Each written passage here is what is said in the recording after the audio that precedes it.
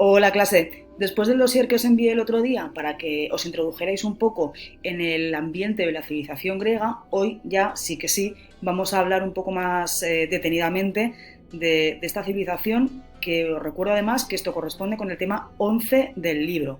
¿Qué vamos a ver hoy dentro de todo lo que engloba el tema? Vamos a hablar de los orígenes de la civilización griega y de la época arcaica. Más adelante hablaremos de otros ámbitos, de otros temas, que son las colonizaciones, la época clásica, la época helenística y la vida cotidiana en la antigua Grecia. ¿Qué es la civilización griega? Bueno, la civilización griega es el resultado de la fusión de diferentes pueblos que vivían al sur de la península balcánica, la costa de Anatolia y las islas del mar Egeo, es decir, en lo que está marcado más o menos en verde. Esto es la situación actual de Grecia, lo que actualmente en 2020 llamamos Grecia, que es más o menos lo que correspondía con la antigua Grecia, pero ya sabéis que las fronteras van cambiando a lo largo de los siglos. Aquí tenéis un mapa un poco más detallado de lo que abarcaba la antigua Grecia. Cuando hablamos de civilización, esto lo vimos en el tema anterior, cuando hablamos de las primeras civilizaciones, nos referimos a un grupo de personas, a un grupo de gente más o menos numeroso, no dos o tres, sino más personas, que comparten una misma cultura, una misma lengua y una misma religión. Esto es la definición de civilización. Por eso cuando hablemos de la civilización griega, nos daremos cuenta de que son un grupo de personas que comparten la misma cultura, la misma lengua y la misma religión. El territorio que los agrupa, es decir, donde viven, ese territorio se denomina Hélade, que todavía a día de hoy es como se dice Grecia en griego, Hélade. ¿Qué configuración tiene el territorio griego? La península de Grecia tiene una particularidad y es que las montañas están muy cerca del mar, con lo cual estas personas tenían muy poco terreno para expandirse, para ir explorando o para ir colonizando. Cuando se les acabaron las tierras de cultivo, esto provoca que tengan que embarcarse y lanzarse al Mediterráneo a ver qué nuevos territorios podían ir conquistando, porque literalmente se les quedaba pequeño el que ya conocían. Los griegos han ido ocupando territorios de la costa mediterránea y del Mar Negro, que iremos viendo. Y ahí fueron fundando nuevas ciudades que tenían la misma cultura, la misma costumbre y la misma configuración que las que tenían de allí donde venían, de Grecia, y a esas nuevas ciudades que van fundando se les denomina colonias. Haremos un poco de hincapié en esto porque es importante. Aquí tenéis una cronología, es decir, una línea del tiempo de la civilización griega. Denominamos civilización griega un poco a todo lo que va pasando en estos siglos, pero si somos un poco más precisos, tenemos que hablar primero de civilización minoica.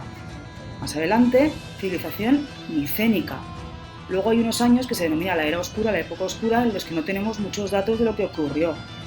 Y ya después pasaremos a lo que de verdad los historiadores llamamos civilización griega, que se divide en tres partes, en tres fases: la Grecia arcaica, la Grecia clásica y la Grecia helenística. ¿Tenéis que saberos los años? No hace falta que os sepáis los años, pero sí que es importante que sepáis el orden. Es decir, que lo más antiguo es la civilización minoica y que lo más próximo a nosotros es la Grecia helenística y todas las etapas que van un poco en medio. Una vez encuadrado un poco el tema y sabiendo más o menos en qué año estamos, dónde nos movemos, ese tipo de nociones básicas, vamos a empezar a hablar de las civilizaciones prehelénicas. Prehelénica es una palabra compuesta que significa antes de la Hélade, es decir, antes de Grecia, antes de que Grecia fuera Grecia, lo que os decía con la diapositiva anterior. Minoica, micénica y luego ya empieza la civilización griega de verdad. Pues esto os tiene que dar una pista de que ahora vamos a hablar un poco de la civilización micénica, minoica y demás. ¿Cuáles son estas civilizaciones? Porque hay varias. La más antigua es la civilización minoica, el pueblo minoico. Más adelante, este pueblo va a ser sustituido, es decir, va a entrar en decadencia y luego va a conquistar otro pueblo, que es la civilización micénica. Va a pasar exactamente lo mismo con la civilización dórica y ya después hablaremos de civilización griega. Este es el orden que debéis conocer. Hablando ya en concreto de la civilización minoica, tenéis que saber que esta civilización surge alrededor del año 3000 a.C. en la isla de Creta, que es una isla que todavía existe hoy, no se ha hundido ni nada, existe y pues ahí nace esta civilización. ¿De dónde sale este nombre? Bueno, pues la civilización minoica se llama así en honor a Minos, que es un rey mitológico, es decir, que no sabemos muy bien si existió y que si existió, pues no sería hijo de Zeus, pero si no existió, bueno, el origen que le daban era ese. La sociedad cretense, es decir, la civilización minoica, las personas que vivían allí, eran en general muy ricos porque tenían una gran agricultura, una agricultura muy desarrollada, la ganadería les iba bien, la artesanía, bueno, pues tenían manos, se les daba bien y sobre todo, ¿por qué? Porque esa artesanía la vendían a otras regiones del Mediterráneo, otras civilizaciones que en ese momento habitaban pueblos cercanos. La civilización minoica entra en decadencia por unas cuestiones que no vienen al caso, el caso es que se hunde. ¿Y qué civilización entra a sustituirla? La civilización micénica. Los nombres se parecen un poco, minoico y micénico, pero tened cuidado al nombrarlos, ¿vale? La civilización micénica está organizada en pequeños estados. Los centros de estos estados son unos palacios fortaleza, es decir, unos palacios con amurallados, donde vivía ahí más o menos la gente, y los reyes micénicos se denominaban guanax. Aquí os pongo una máscara funeraria micénica para que veáis un poco también. Siempre que os hago un vídeo, procuro acompañar las diapositivas con fotos de arte de la época, para que más o menos vayáis viendo la evolución y que hay pequeñas diferencias. La civilización micénica entra en decadencia alrededor del año 1100 a.C. porque es invadida por los dorios, que es un pueblo que vivía en el norte de Grecia y que entonces pues, va descendiendo hacia el sur y conquista el territorio que antes era micénico. Una cosa muy característica de los dorios es el tipo de armas que utilizaban, porque los dorios, literalmente, esa palabra significa gentes de la lanza. Entonces, nos da una pista de cuáles eran las armas que utilizaban, que eran pues, las lanzas. Después de los dorios, de los que tenéis que saber pues, que sabían manejar el hierro, que tenían unas armas más avanzadas que los micénicos y eso les ayudó a conquistarlos, ese tipo de cosas, unas breves pinceladas, tampoco tenéis que saber muchísimo más. Después de la época de los dorios, como os digo, comienza lo que se llama en historia la Edad Oscura, que es un periodo de decadencia.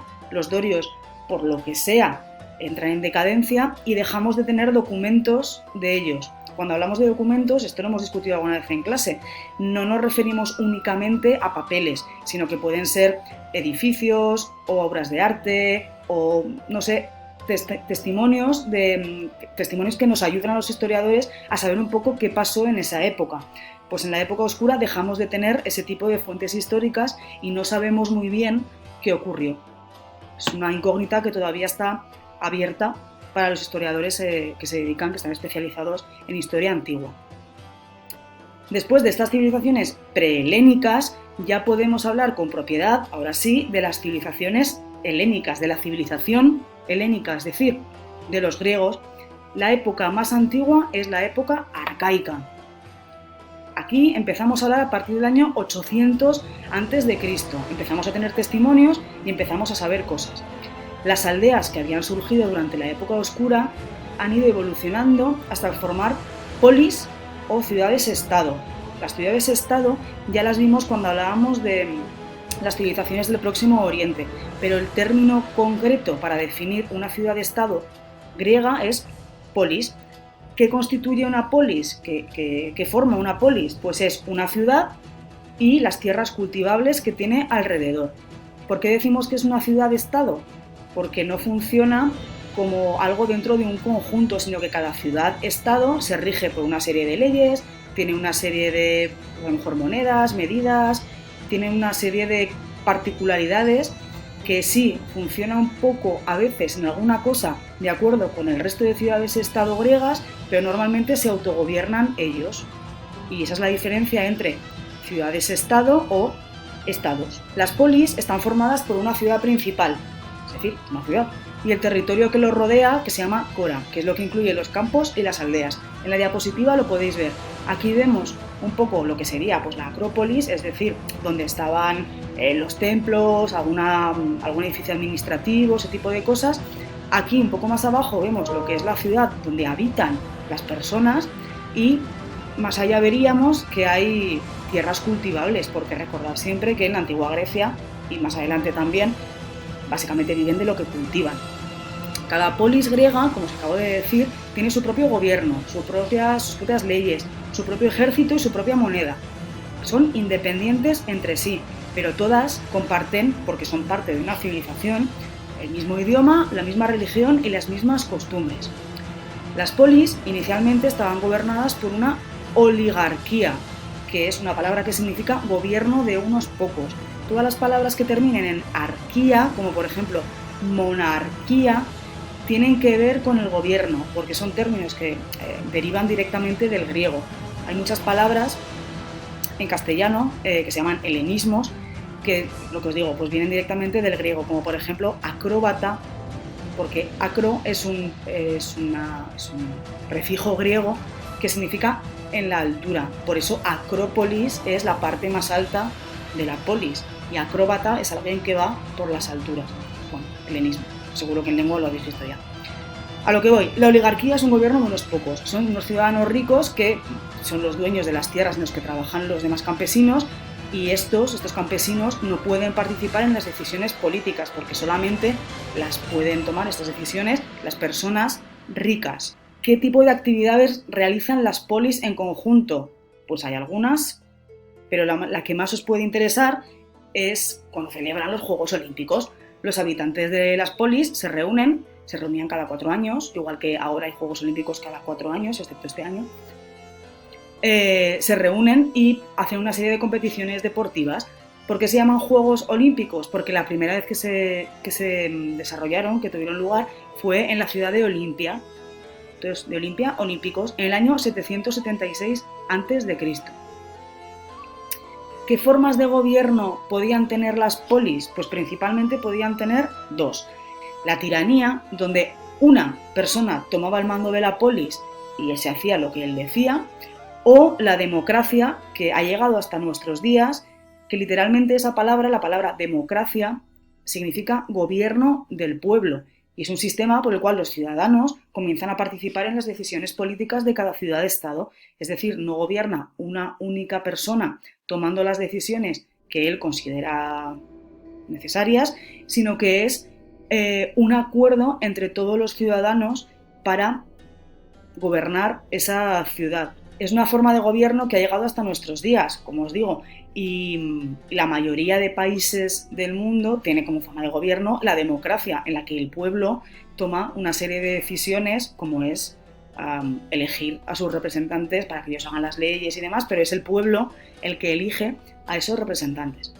Bueno, hasta aquí el vídeo de hoy. Espero que os sea de utilidad y si tenéis cualquier duda, ya sabéis que me podéis contactar en el mail.